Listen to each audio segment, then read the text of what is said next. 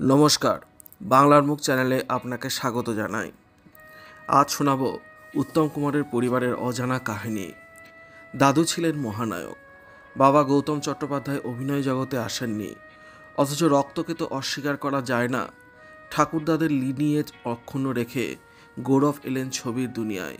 প্রথম ছবি ভালোবাসার অনেক নাম। পরিচালক তরুণ মজুমদার। হালকা গোপের রেখায় তাঁর লিপে আমি অল্প নিয়ে থাকতে পারি, যদি পাই একটু ভালোবাসা, আজও ভোলেনি দর্শক।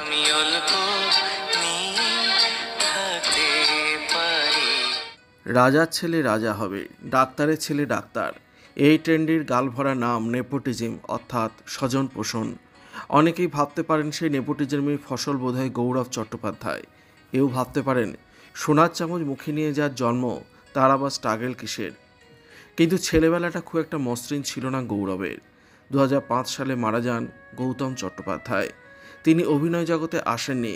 সম্বল বলতে একটি ওষুধের দোকান। প্রথম স্ত্রী থাকাকালীনই আরও এক বিয়ে করেন গৌতম।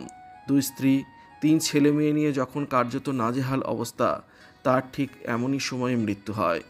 গৌরব বলেছিলেন, কেউ বিশ্বাস করে না যে কতটা কষ্ট করে বড় হয়েছি আমরা। ধার দেনাও করতে হয়েছিল একটা সময়। আমাকে ওই সময়টার কথা কেউ জানতে চাইলে আমি সত্যিটাই বলি, তবে তা নিয়ে কোনো কথা হয় না। অনেকে আবার ছাপাতেও চান না। একটা দুর্গাপুজোয় জামা পেলে পরের পুজোয় আদৌ জামা পাবো কি না তা নিয়ে সন্দেহ ছিল। পুজোর জামাটা তো একটা বড় ইমোশনের জায়গা, সেটাও পাবো কি না জানতাম না। অনেক সময় দেখা যায় বাচ্চাদের থেকে অনেক কিছু লুকিয়ে রাখেন বাবা মায়েরা। হাজার কষ্টও বার্তা দেন সব ঠিক আছে, তবে বুঝতে তো পারা যায় সবটাই, তাই না? একটু থেমে আবারও বলেন, প্রত্যেকের নিজস্ব সংগ্রাম আছে, আমারও আছে। আজকাল নেপোটিজম নিয়ে অনেক কথা হয়, কিন্তু সবটাকে এক লাইনে বসিয়ে দেওয়া বোধহয় ঠিক নয়। সবাইকে বোঝাতে পারবো না, চাইও না, তবে আমি আমার স্ট্রাগল সম্পর্কে অবগত। কিন্তু প্রশ্ন হলো, কেন এত ধারদানা হয়েছিল পরিবারের? শোনা যায় ছোটি সি মোলাকাত ছবি করতে গিয়ে কার্যত নিঃস্ব হয়েছিলেন মহানায়ক। গৌতম বাবুর ব্যবসাও বিশেষ দাঁড় করাতে পারেননি। এরই মধ্যে মদ্যপান, একাধিক বিয়ে, বেহিসাবি জীবন। প্রত্যক্ষদর্শীরাই বলেন সংগ্রাম চলেছিল বেশ কিছু বছর, তবে চিরদিনই কাহারও সমান নাহি যায়। তাদের ক্ষেত্রেও সমান যায়নি।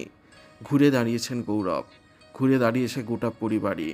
ব্যক্তিগত পেশাগত জীবনে আজ তিনি সফল। ছেঁড়া কাঁথায় শুয়ে লাখ টাকার স্বপ্ন দেখা বোধহয় অপরাধ নয়, শুধু তা সত্যি করতে জানতে হয়। ভিডিওটি আপনার কেমন লাগলো কমেন্টের মাধ্যমে লিখে জানাবেন, আর অবশ্যই চ্যানেলটি সাবস্ক্রাইব করবেন। ধন্যবাদ।